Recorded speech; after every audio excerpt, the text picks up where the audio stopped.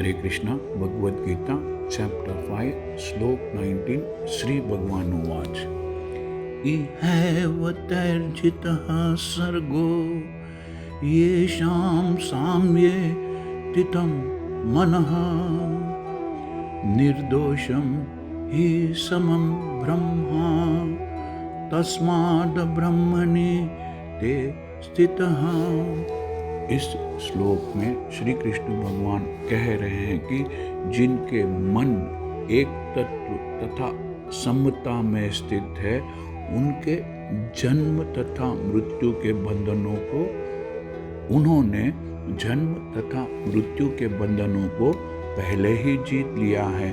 वे ब्रह्मा के समान निर्दोष है और सदा ब्रह्मा में ही स्थिर है। Lord Krishna says, those whose minds are established in sameness and equality have already conquered the conditions of birth and death. They are flawless like Brahma and thus they are already situated in Brahma. जैसा कि पहले कहा गया है कि मानसिक समता आत्म साक्षात्कार का लक्षण है। Equality of mind as mention earlier is the sign of self realization है। जिन्होंने ऐसी अवस्था प्राप्त कर ली है उन्हें भौतिक बंधनों पर विशेषता जन्म और मृत्यु पर विजय प्राप्त किए हुए मानना चाहिए। Those who have actually attained to such a stage should be considered to have conquered material conditions, specifically birth and death. जब तक मनुष्य शरीर को आत्मस्वरूप मानता है वह बद्ध जीव माना जाता है, किंतु जैसे ही वह आत्म साक्षात्कार द्वारा समचित्तता की सभी जीवों में समान दृष्टि की अवस्था को प्राप्त कर लेता है वह बद्ध जीवन से मुक्त हो जाता है। दूसरे शब्दों में उसे इस भौतिक जगत में मटेरियल वर्ल्ड में फिर से जन्म नहीं लेना पड़ता है, बल्कि अपनी मृत्यु के बाद वह आध्यात्मिक लोक को स्पिरिचुअल स्काई को जाता है। As long as one identifies with his body, he is considered a conditioned soul.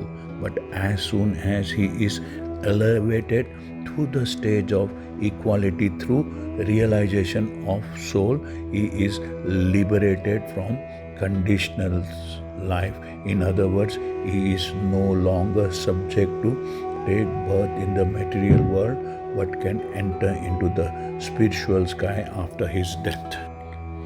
भगवान परमात्मा निर्दोष है क्योंकि वह आसक्ति या घृणा से रहित है। The Lord is flawless because he is without attraction or hatred.